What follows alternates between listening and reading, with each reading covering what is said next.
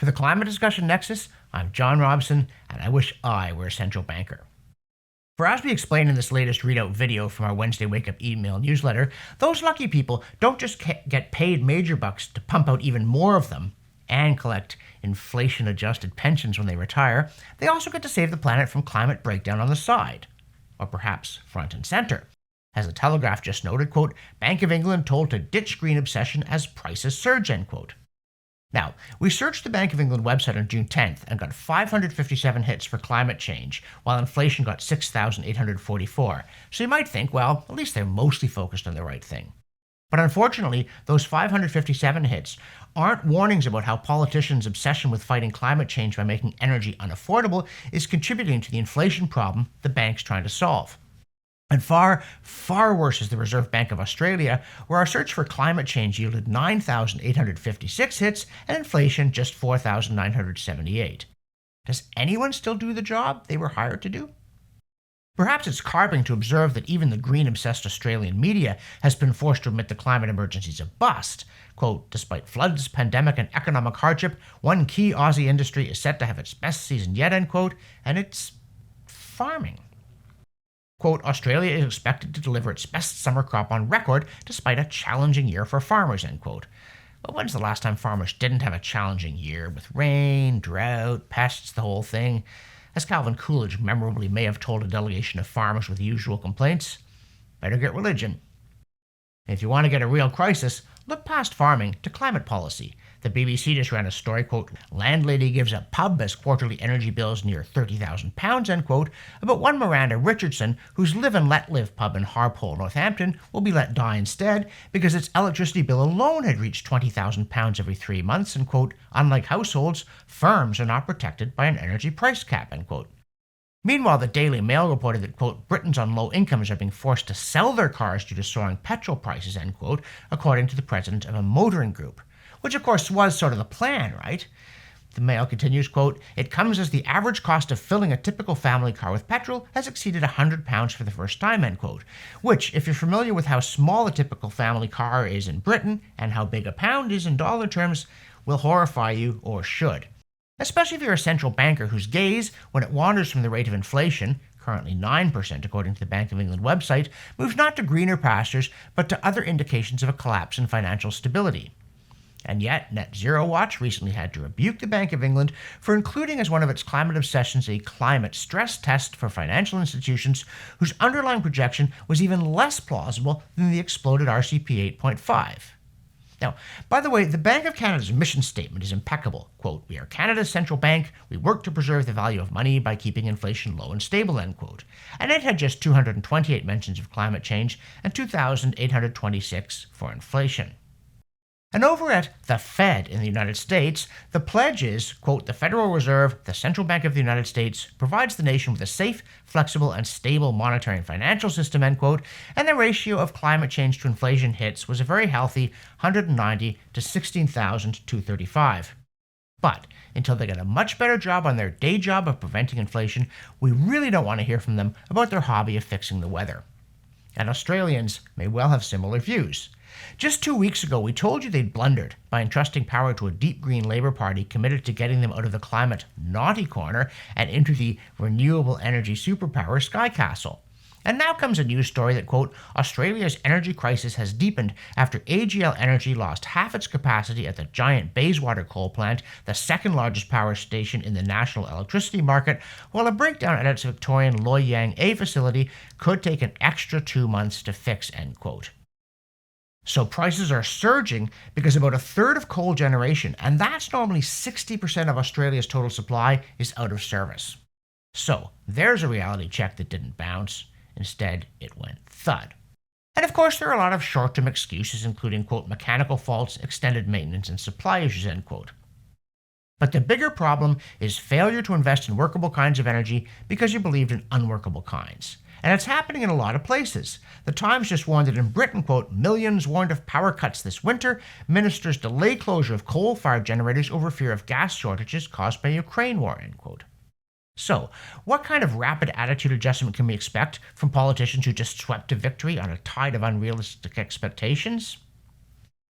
On the whole, the record's not good. Normally you have to vote them out to get their attention, and not even that always works. But just in case, we mentioned to Australian Prime Minister Anthony Albanese that to keep the lights on, you need sources of energy that have been proven to work. And now, a word from our sponsor. And yes, it's still you.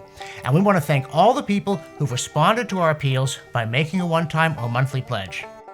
For the rest of you, I really want to emphasize, for us to produce the videos, for us to produce the newsletters, and keep injecting sanity into the climate debate, what we need is for 1 in 6 of our YouTube subscribers to click here and make a pledge of $2 a month, $3 a month, $5 a month. That's what it's going to take to sustain our efforts for as long as they're needed. So click here, cup of coffee a month, that'll keep us in business. And now, back to me. Something else we mentioned in the newsletter is that one climate-related point on which there does seem to be a 97% consensus among alarmists is that it's vitally important to hold the total global temperature increase over pre-industrial times to 1.5 degrees Celsius. It's enshrined in the Paris Agreement, endorsed by all the great and good, and it's meant to be the end result of massive global scientific research, right? The Economist assures us in its usual plummy tones that, quote, the world is failing to limit global warming to 1.5 degrees Celsius above pre-industrial levels, and the consequences are dire, end quote. Dire, mind you. And John Kerry, whose statements on climate are a never-ending source of amusement, just insisted that 1.5 wasn't simply, quote, pulled out of the sky, end quote. Which is technically true. Leading alarmist scientist Phil Jones, he of the ClimateGate CRU at the University of East Anglia, said back in 2007 that the 2 degrees Celsius figure was, quote, pulled out of thin air, end quote. Not the same thing at all. Oh, and here's something William Watson wanted to mention in the Financial Post. He went looking for Canada's leading climate villain. He went looking for the callous wretch among us with the biggest carbon footprint. And was it an oil billionaire? A virtue-signaling celebrity? Why, it's Prime Minister Justin Trudeau. Watson writes that, quote, since May 1st, by calculations based on his official daily itinerary and an internet distance between 2 points app, he has flown more than 38,000 kilometers. That's just 2,000 kilometers less than Earth's circumference, around the world in 38 days, end quote. Now, you might also note that Trudeau, who ostentatiously covers his face in public in Canada to emphasize how splendid he is on COVID as well, also routinely appears with no mask when he's with, for instance, California Governor Gavin Newsom. But to claim, therefore, that he doesn't believe what he says about COVID or climate would be an error. He really believes his own guff. In fact, it's astonishing the shameless way in which Trudeau tells everyone who can stand to listen to him how marvelous he is. For instance, on visiting with the beleaguered Newsom, he and the governor put out a joint statement that, quote, the world's leading climate scientists have made it clear our window to avoid the worst impacts of climate change is narrowing faster than expected, end quote. And I could say something snide about settled science, but instead I'm going to keep quoting. And success requires unprecedented collective effort and transformational change. From clean technology and biodiversity conservation to zero-emission transportation and a circular economy, the new Canada-California Climate Action and Nature Protection Partnership will deliver for our citizens and deepen our economic partnership. Together, we can fight climate change and protect nature while building inclusive, thriving economies that work for everyone, especially disadvantaged communities that are most impacted by climate change, end quote. And just a day earlier, Trudeau had issued a joint statement with Mia Mottley, who, as you all don't know, is not merely Prime Minister of Barbados, but a co-chair with His Justinity of the United Nations Secretary-General's Sustainable Development Goals Advocates, SDGs, that included, quote, we must provide a greater space for the voices of youth, women, and girls in all of their diversity, Indigenous peoples, persons with disabilities, and other historically marginalized groups to be heard and respected. We must also ensure that our international institutions work for all of us, and in particular, that they are responding to the needs of the most vulnerable and those most impacted by the new challenges of the climate crisis and the debt overhang of the pandemic, end quote. You're not going to make people accomplishing that sort of stuff travel steerage or work by phone, now are you? Honestly, under, quote, Prime Minister strengthens partnerships on climate action, democracy, gender equality, economic growth at Summit of the Americas, end quote, we also heard on June 10th that among many other amazing accomplishments, quote, the Prime Minister, Justin Trudeau, today concluded his participation at the 9th Summit of the Americas in Los Angeles, California, where he joined hemispheric leaders to work on the key challenges of our time, including tackling climate change and advancing gender equality while driving economic growth that benefits everyone.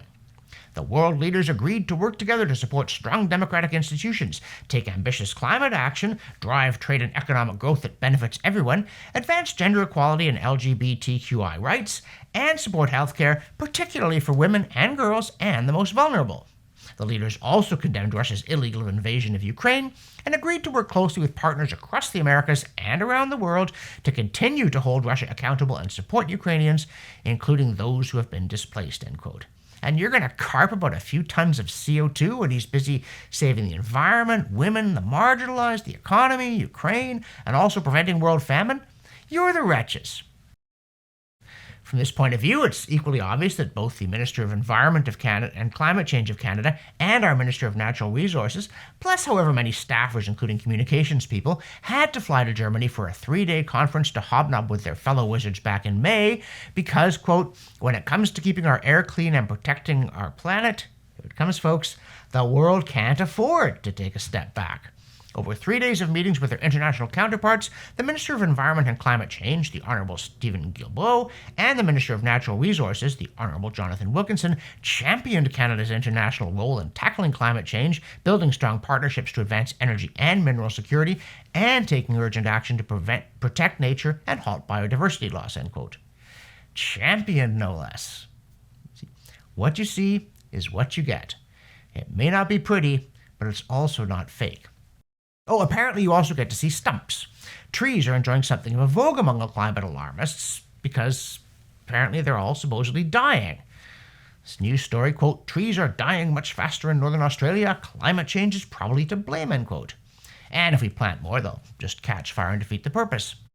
It's not obvious on what cue the chorus switches seamlessly from polar bears to corals to trees and back, though it is clear that if some ordinary but dramatic event occurs, such as a wildfire, the alarmists all swoop in to tell us it's proof of man-made climate breakdown. Back in 2016, it was Canada's Fort McMurray wildfire, then in 2021, the BC fires, unless it was 2018. So, what Woodenhead claims we're having no more fires than in 1870? The Department of Natural Resources?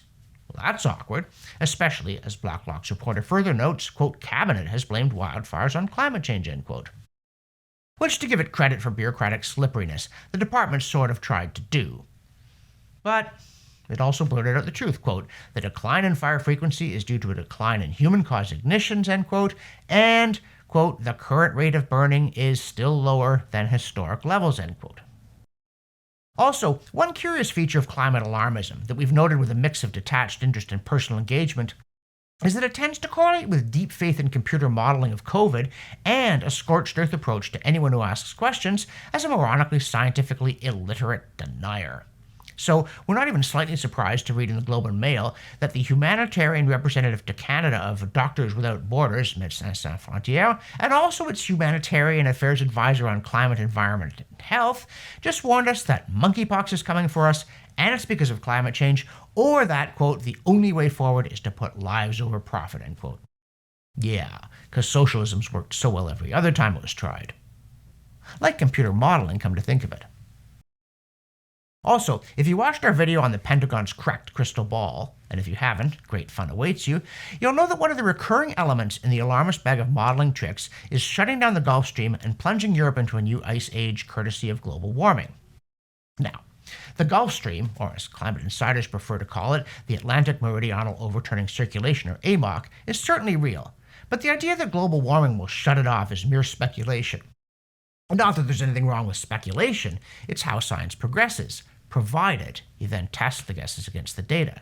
And now, with the benefit of the longest AMOC reconstruction yet devised, scientists have determined that there's been no trend for the past 120 years. It sped up from 1900 to 1960, slowed down in the 70s, sped up again, slowed down, sped up. You get the idea, right? Namely, scratch another scare story off the list. Speaking of which, it occurred to us that we've been using sea level data collected in Liverpool on our virtual tour of sunny and not-so-sunny beachfronts, but we hadn't actually visited Liverpool's beaches.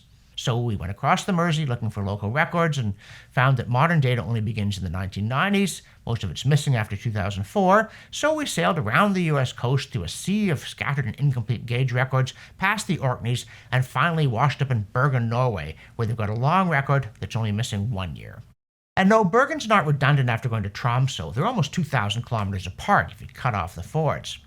but on making sure we announce to the locals that they better take cover because their sea level's rising by over a millimeter a year and will hit a full meter in just 905 years. But we may have mispronounced dead aboard that Dankning because they seem to be going about their business unperturbed. Maybe it's because the chart gives the impression that the entire increase happened in the one gap year of 1988 where there's no data. As with the solar intensity data during the Akram gap, the subject of another recent video, it gets tricky to follow the science when the science has a habit of disappearing, then reappearing somewhere else. Mercifully, this week CO2science.org avoided soybeans. Instead, it took a look at the rain in Tibet, falling mainly in the last 1700 years, and found a complicated pattern that seemed to involve geography and, there it is again, the sun. For the Climate Discussion Nexus, I'm John Robson. And I'm so busy saving the planet from daffy bureaucrats and politicians that I just can't bicycle everywhere. I'm sure you understand.